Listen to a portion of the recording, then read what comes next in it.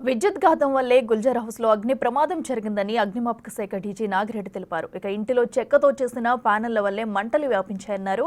చెక్క మొత్తం కాలి మంటలు వచ్చాయని చెప్పారు.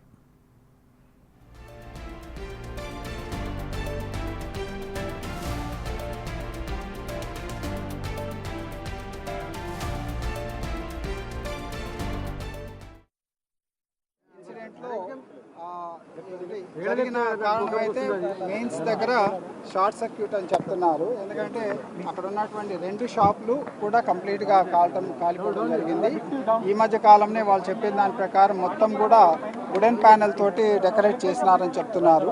షార్ట్ సర్క్యూట్ వల్ల ఈ యొక్క వుడెన్ ప్యానెల్స్ అన్నీ కాలి మంటలు బాగా వ్యాప్తి చెందడం జరిగింది. సో ఫస్ట్ ఫ్లోర్లో ఉన్నటువంటి 17 మందిని మన వాళ్ళు ఆక్సిజన్ మాస్కులు అవి వేసుకొని రెస్క్యూ చేయడం జరిగింది. బేసికలీ వాళ్ళందరినీ కూడా హాస్పిటల్స్ పంపించారు. వివిధ హాస్పిటల్స్ తర్వాత డీటెయిల్స్ ఇస్తాము. ఒక 4 మాత్రం పైనుంచి ల్యాడర్ మీదుగా కిందికి వచ్చారు. ప్రధానంగా ఇన్సిడెంట్ జరగడానికి కారణము ఇక్కడ మెయిన్స్ దగ్గర షార్ట్ సర్క్యూట్. అక్కడ ఉన్నటువంటి వర్కర్స్ తోడు కూడా నేను మాట్లాడాను. అక్కడ రెగ్యులర్గా షార్ట్ సర్క్యూట్ అవుతుందని చెప్పడం జరిగింది.